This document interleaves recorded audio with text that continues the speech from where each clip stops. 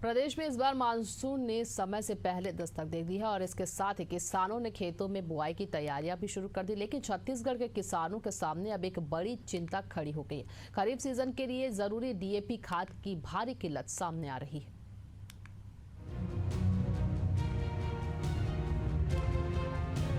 छत्तीसगढ़ में डीएपी खाद का संकट। लक्ष्य के मुकाबले सिर्फ 38% खाद का भंडारण।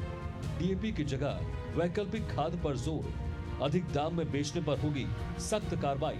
निजी दुकानों की निगरानी बढ़ाई जाएगी। 10,72,000 मीट्रिक टन धान का लक्ष्य। अब तक सिर्फ 4,10,000 मीट्रिक टन का भंडारण। मार्कफेड के जरिए हो रहा खाद का वितरण। Urea, DAP, super phosphate, NPK, potash की सप्लाई जारी। प्रदेश में किसान बुआई की तैयारी में जुट गए हैं, लेकिन शुरुआती दौर में ही खाद की किल्लत की आशंका किसानों को सताने लगी है। इस मसले पर सियासत भी शुरू हो गई है। कांग्रेस प्रदेश सरकार पर हमलावर हो गई है। पीसीसी चीफ दीपक बैज ने दावा किया है कि प्रदेश को 3 लाख टन डीएपी की जरूरत है, लेकिन अब तक सिर्फ 86,000 टन खाद की उपलब्धता हो सकी है। उन्होंने प्रदेश सरकार पर किसानों को नजरअंदाज करने का आरोप लगाया है। आप देखें, अगर पूरे प्रदेश में तो लगभग 3 लाख मीट्रिक टन खाद की डीएपी की आवश्यकता है किसानों के लिए, जो कि अब तक पूरे सोसाइटियों में डीएपी खाद पहुंचना चाहिए।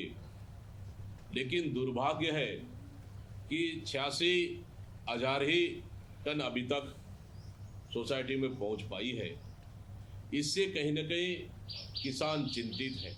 वहीं प्रदेश सरकार खाद की कमी के आरोपों को नकारते हुए भरोसा दिला रही है कि किसानों को किसी तरह की परेशानी नहीं होने दी जाएगी। सरकार ने उसकी पूरी तैयारी की है। खाद की किसी तरह से कोई कमी नहीं होने दी जाएगी। ये सरकार, वैष्णोदेव जी की सरकार, किसान हितैषी सरकार है। किसानों की तरक्की और बेहतरी के लिए लगातार काम कर रही है। इसलिए खाद की कोई कमी नहीं होने देगी सरकार। ये सुनिश्चित करने का काम सरकार कर रही है। फिलहाल बड़ा सवाल यही है कि जब हर साल यही संकट दोहराया जाता है, तो समय रहते इंतजाम क्यों नहीं किए जाते? क्या किसानों को हर बार ऐसी ही परेशानी से गुजरना पड़ेगा?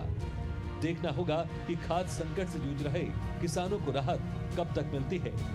एशियन न्यूज के लिए शशिकांत साहू की रिपोर्ट।